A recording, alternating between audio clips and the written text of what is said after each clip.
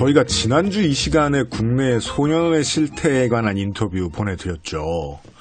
저도 그러했지만은 소년원이 어떤 데고 또 어떻게 운영이 되고 있는지 거기 막상 들어가 있는 그 원생들의 생활에 대한 만족도는 어떠한지 건강에 대한 것들 여러 가지를 처음 접하시는 분들 적지 않으셨을 겁니다.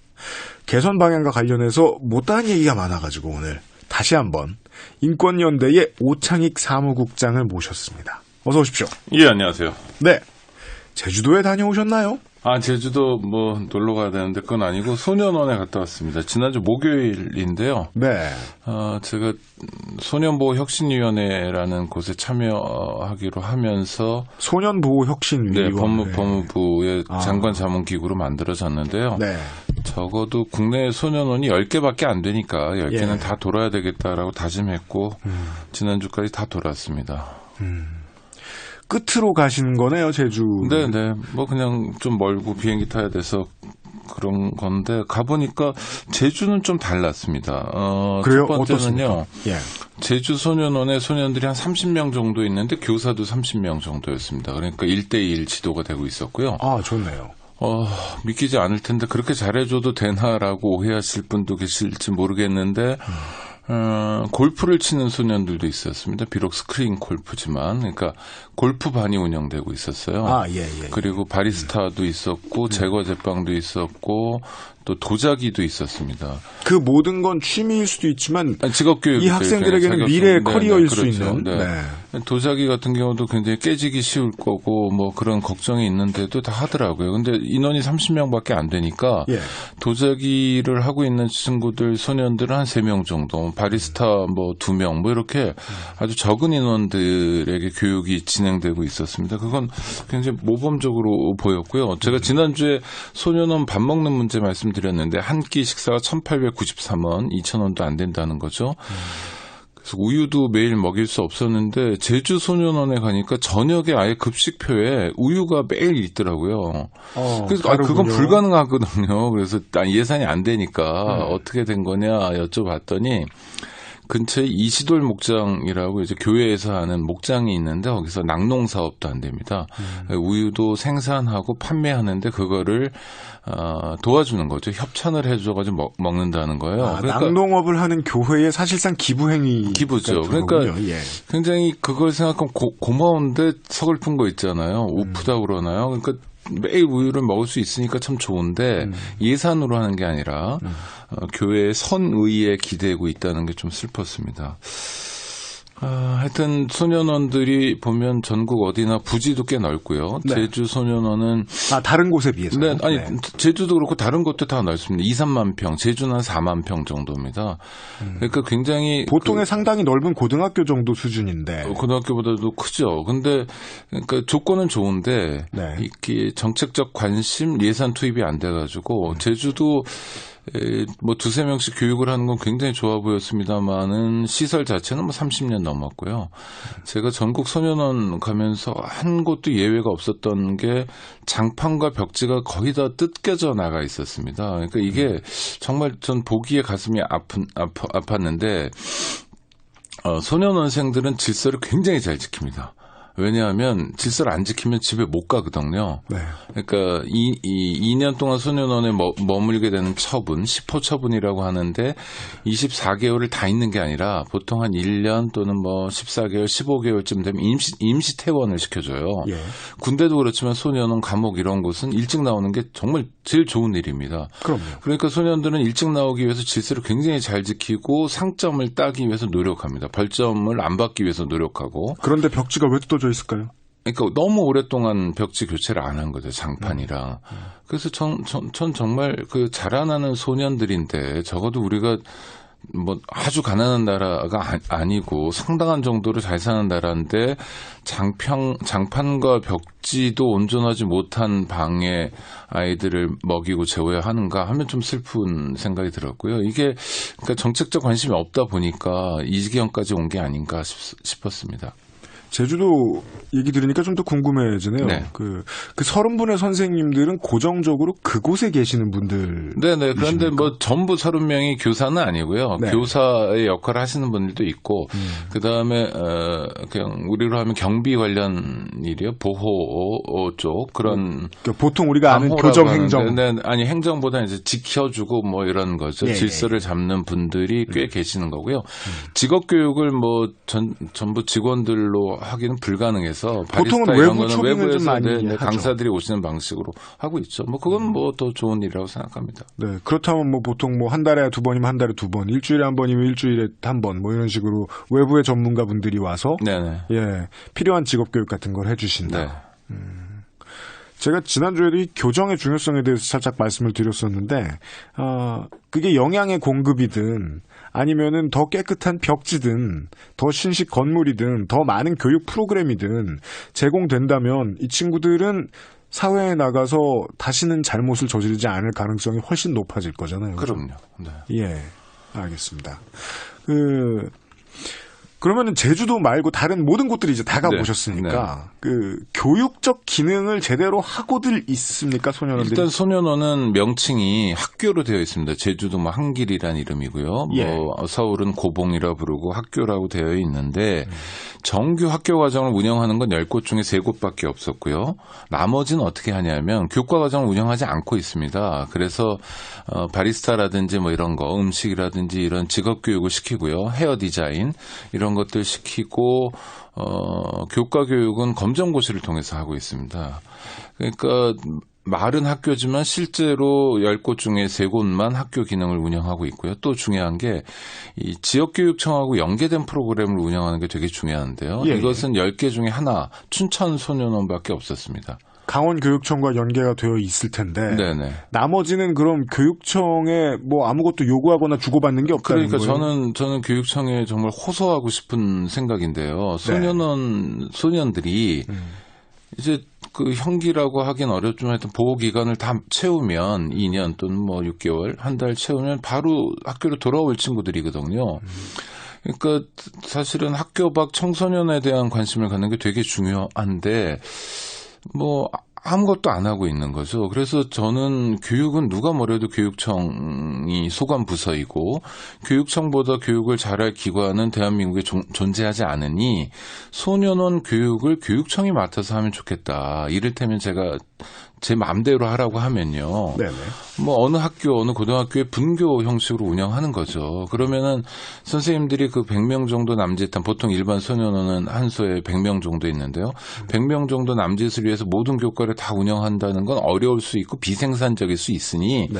기성이 학교와 연계해가지고 분교 형식으로 하면 인력이 많이 투입되지 않고도 할 수 있고요. 소년원은 이왕에 다 시설들은 다 있습니다. 뭐 강의실이라든지 다 있기 때문에 선생님만 가서 안정적으로 수업만 해주시면 되거든요. 뭐 그렇게 어려울 것도 없고 그렇게 많은 예산이 들 것도 없습니다. 그러니까 이 소년원은 법무부에서 관리하는데 법무부만 우리 소년들을 담당한다는 것이 아니라 교육 측면에서는 교육부 교육청이 하고요. 그다음에 소년원에도 의무과장이라고 그래서 의사 선생님들이 원래는 다 계셔야 되는데 언제나 뽑고 있고요. 언제나 공석입니다.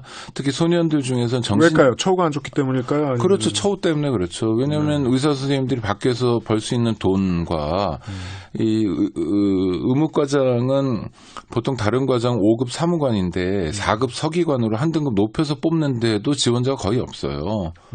뭐 당연한 일이라고 생각합니다. 4급 월급 가지고는 내가 살기 어렵다. 의사로서 더 기회비용이 많으니까. 네.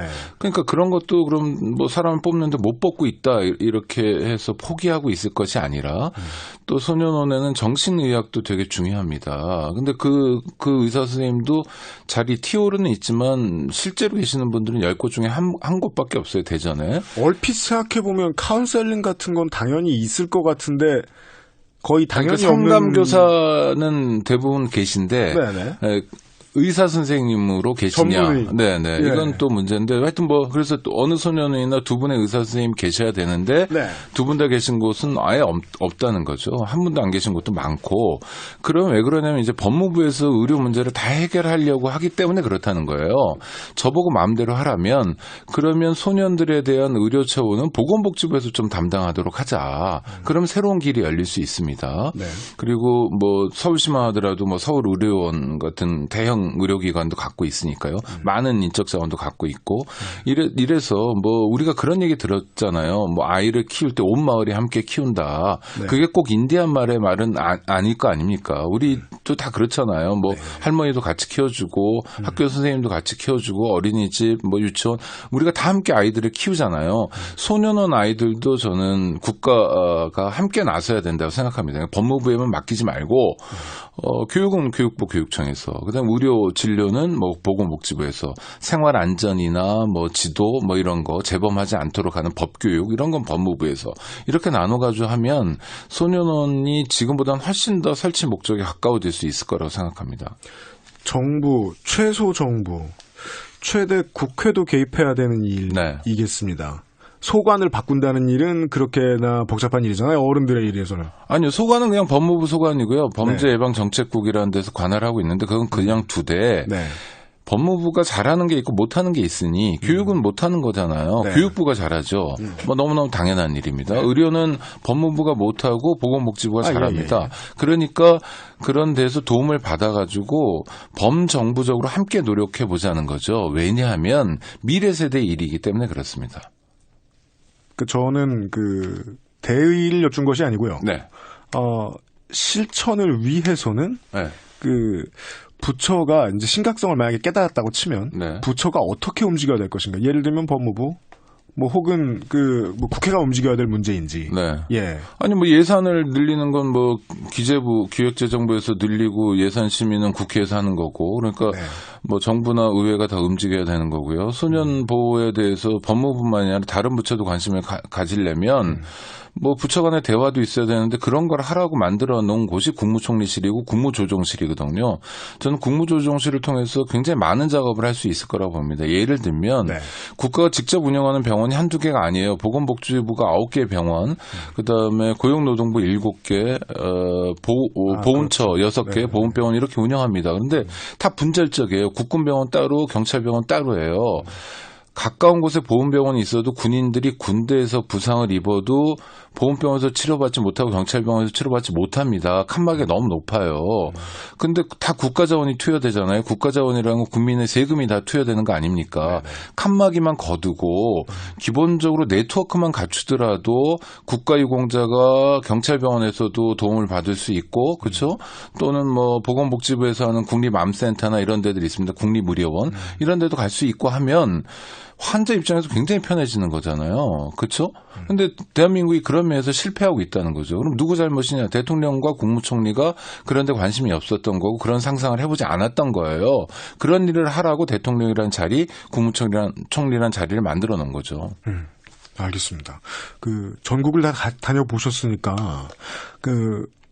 이제 원인과 결과에 대해서도 파악을 좀 해보셨을 텐데, 강원도의 소년원은 그러면은 어떻게 하다가 다른 곳과 다르게 이제 교육청이 개입을 해서 할 수 있는 일을 할 수 있게 된 걸까요? 그러니까 좋아진 사례들을 좀 참고하면 좋을 것 같아서요. 일종의 학점 인정제 같은 걸 하는 겁니다. 그러니까 소년원에서 네.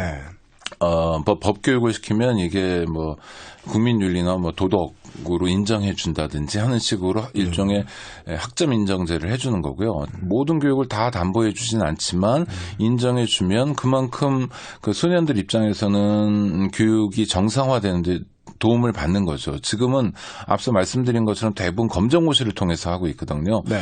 그래서 정규 학교를 다니는 것이 아니라 검정고시 시험을 통해서 중학교 졸업 자격을 인정받고 고등학교 졸업 자격을 인정받는 건데 그것도 하나의 방법이긴 합니다만 소년들에게 필요한 건 때 다른 소년들처럼 제 시간에 제대로 교육하는 게 되게 중요한 겁니다. 그러니까 어떤 성과, 고등학교 졸업장이란 결과가 중요한 게 아니라요.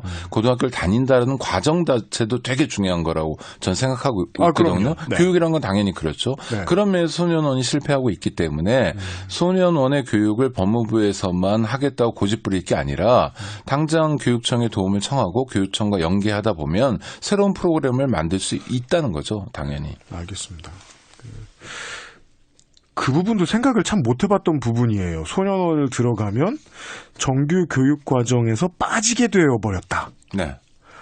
그러고 나면은 이제 이후에 소년원을 빠져나간 그 전에 원생이었다가 다시 이제 사회로 돌아온 그 청소년들의 생활도 파악해 본 적이 있으시죠? 네. 그 친구들은 어떻게 지냅니까? 아니 그러니까 다 각각이에요. 소년원에 들어왔다가 정말 감사하다 이런 친구들도 있어요. 물론 굉장히 드라마틱하지만 뭐 자동차 정비 자격증을 따기 위해서 한 1년 동안 굉장히 노력했던 어떤 청소년의 경우에는 출소할 날짜가 됐는데 자기가 청원을 냅니다. 한 보름만 더 있다가 출소하겠다고. 왜냐하면 공부하려고? 네, 시험을 볼 수 있으니까. 이게 시험 공부할 조건이 좋으니까요. 그렇죠. 네. 그렇다면은 저는 그런 건 굉장히 우리가 자랑스러워할 만한 성공 사례일 수 있는 거예요. 성공 사례도 있고. 소년 입장에서도 굉장히 적극적인 거고. 예. 나머지는 뭐 안 좋은 사례들 되게 많죠. 특히 아쉬운 게 소년원에서 임시퇴원을 통해서 나갔다가 다시 들어오는 소년들이 꽤 많습니다. 다시 들어온 이유는 보호관찰법을 위반했다는 건데 그러니까 자체로 어떤 범죄를 저질렀던 게 아니라 절차를 위반하는 거예요. 이를테면 이런 겁니다. 어른들 생각으로는 소년들은 야간에 집에 있으면 범죄를 안 저지르고 밖에 나가면 위험하다 이런 생각을 많이 해요. 보통 그렇게 흔히 생각하죠. 그렇게 생각할 수 있죠. 그래서 야간 외출 금지 명령 같은 걸 법원에서 냅니다. 그래서 밤 10시부터 새벽 4시까지는 밤에 못 나가게 하는 거예요. 근데 밤에 나갔는지 안 나갔는지를 확인해야 되잖아요. 어떻게 확인합니까? 전화를 통해서 확인해요. 그래서 전화를 받으면 집에 있는 거고 안 받으면 나갔다 그러는 거예요. 그럼 안 받으면 집에 없기 때문에 야간 외출 명령을 위반한 거여서 다시 소년원에 들어갑니다. 그냥 잤으면요?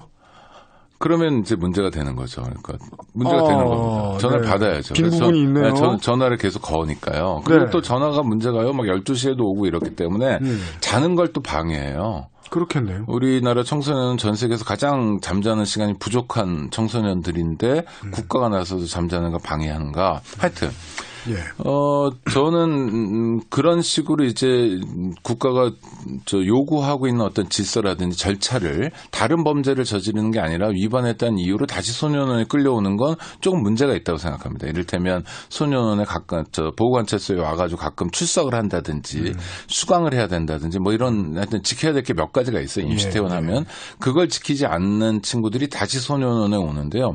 소년원에 있는 사람들이 100명이면 그런 보호관찰 질서를 규칙을 어겨서 다시 들어오는 사람들이 한 40명 정도 됩니다. 그러니까 이게 좀 이상한 거예요. 뭐가 안 맞는 거예요. 정말 너무 비율이 높은데요. 그렇죠. 네, 정말 범죄 때문만 들어와 있어야 되는데 내보냈다가 다시 소위 질서랄까 뭐 그런 걸 규칙을 안 지켜서 들어오는 따로 뭐 폭행을 하든지 절도를 하든지 하는 범죄가 아니기 때문에 그거는 좀 줄여 나가야 되는 게 아닌가. 그러니까 소년원에 가두는 것만이 능사가 아니라는 걸 법무부가 좀 깨달았으면 좋겠는데 그게 잘 안 되고 있습니다. 아쉽습니다. 사례들을 디테일하게 보셨으니까 지금 저는 이 대략으로 말씀해 주신 숫자도 신뢰할 수밖에 없게 되는 거예요. 100명 중에 40명은 너무 행정력 낭비잖아요. 아니, 소년원에 가면 자기들 몇 명 있는지 몇 명이 어떻게 들어왔는지 그걸 다 보여줘요. 숫자를 알려주고. 그러니까 그건 뭐 너무 공개된 너무 쉬운 데이터입니다. 근데 뭐 그냥 정말 뭐 범죄에 준하는 잘못을 저지른 게 아니라 어떤 걸 출석을 안 했다더라. 뭐 전화를 안 받았더라더라. 이런 사례. 이건 분명히 개선할 수 있는 것들이네요. 그렇게 해서 들어오는 소년들은 좀 줄일 수 있어야죠. 알겠습니다. 제가 아까 실제로 고치기 위해서 누구의 힘이 더 필요하겠느냐라고 궁금해했던 이유가 실제 변화를 그 생각하고 있는 어른들, 그 사람이 뭐 입법할 수 있는 사람이든 고위공직자든 누구든 그 사람들도 어떻게 바꾸면 좋겠구나라는 청사진이 없을까봐 걱정스러워서 드렸던 말씀이었어요. 아니 저는 법무부 장관 추미애 법무부 장관이 네. 가장 큰 책임자라고 생각하고 소년보호를 어떻게든 바꾸겠다는 의지가 있으니까 소년보호 혁신위원회라는 걸 만들었겠죠. 네. 저도 위원으로 참여할 수 있었던 거고. 그렇죠. 그래서 저는 그런 면에서 신뢰가 있습니다. 저희가 하나씩 이렇게 고치자 저렇게 고치자 하고 권고하고 있는데 예. 잘 받아줄 거라고 생각하고요. 또 추미애 장관이 여태까지 법무부 장관과 달리 국회의원을 여러 번 했던 그렇죠. 직전에 여당의 당대표도 지내셨던 분이기 때문에 정치력도 있고 해서 저는 많은 문제를 해결해 줄 수 있을 거라고 생각하고요. 좀 기대하는 편입니다. 좀 일을 제대로 해주셨으면 또 엄마의 마음으로 일을 해주셨으면 하는 바람이 있고요. 그럼 그 위원회에 들어가셔서 청사진을 만드는데 큰 도움을 주실 수 있을 거라고 생각하고 네. 해외 사례 같은 것들도 이제 추천을 해주시고 그러시지 않으셨습니까? 네, 해외 사례들 굉장히 많은데 이를테면 저는 소년원에서 싫은 게 이 검찰청 같은 데 조사할 때 이제 막 데리고 나가는 거예요. 수갑 채우고 포승 묶고 이런 것도 참 기분 나쁘고 안 좋아요. 경찰관은 소년원에 와서 조사하는데 검사들은 불러서 조사합니다. 특권이죠. 그리고 법원에도 이제 묶인 채로 가고 그래요. 그런데 소년 보호잖아요. 소년을 보호하자고 제도를 돌리면서 네. 그렇게 수갑 채우고 포승하고 한 명이 아니라 두 명일 때 연달아 묶고 이런 거 좀 끔찍한데 해외 사례면 이런 것도 있습니다. 법원이 소년원에 옵니다. 판사들이. 그래서 재판을 하는 거예요. 그러니까 소년에게는 훨씬 더 안정된 공간이고 안정된 기회를 제공할 수 있는 거죠. 네. 소년 재판은 비공개로 하는 경우가 많기 때문에 소년을 보호해야 돼서 그렇죠. 그럼 그 원칙을 살리자는 거예요. 검사들이 자기 특권을 누리기 위해서 청소년들을 수갑 채워가지고 검찰청으로 부르지 말고 그러니까 이 관점을 조금씩 바꾸면 여러 가지 새로운 걸 해줄 수 있는데 소년들 중에 특히 저는 어떤 체험이 부족하냐면 이제 사랑을 해봤다든지 좀 책임 있는 사람이 되어 보는 그런 체험이 부족한 친구들이 많은 것 같아요. 영국 사례인데요. 그 소방 관련해서 소년원 소년들이 참여하게 합니다. 그 화재 현장 같은 데 가서 저 멀찌감치 서가지고 소방 호수 정도를 들게 하는 거예요. 예. 근데 뭔가 참여는 해요. 하여튼 근데 그렇죠. 중요한 일은 아니고 위험한 일은 시킬 수 없는 거고. 내가 그 일을 했다는 기억을 그렇죠. 남기는. 그리고 또 좋은 게요. 소방 호수를 들면 한 3일쯤 사흘, 3일씩 빼줘요. 빨리 출소할 수 있게 해주는 겁니다. 네네. 그러면 더 열심히 들고 싶어 하죠. 그렇군요. 그리고 사람을 살리고 네. 정말 생명이 되살아나는 장면들을 목격합니다.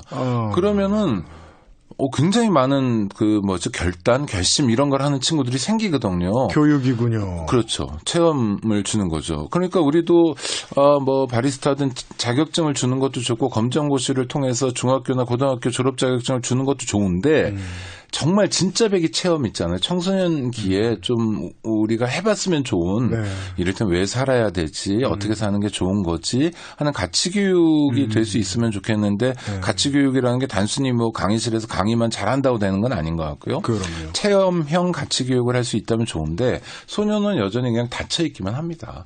감옥이고 밖에서 하는 프로그램들이 없고요. 네. 그러니까 영국식 소방 훈련에 참여한다든지 소방에 직접 참여한다든지 하는 건 어려운 일인데 법무부에서 결단해서 그런 걸 좀 해보기 시작하면 아주 놀라운 결과를 거둘 수 있을 거라고 생각합니다. 알겠습니다.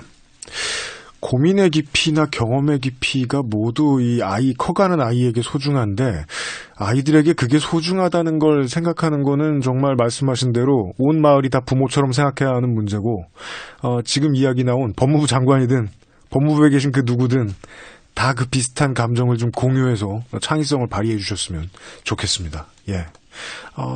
두 주나 시간 내주셔서 감사합니다. 네. 인권연대의 오창익 사무국장이셨어요. 불러주셔서 감사합니다. 또 뵙겠습니다.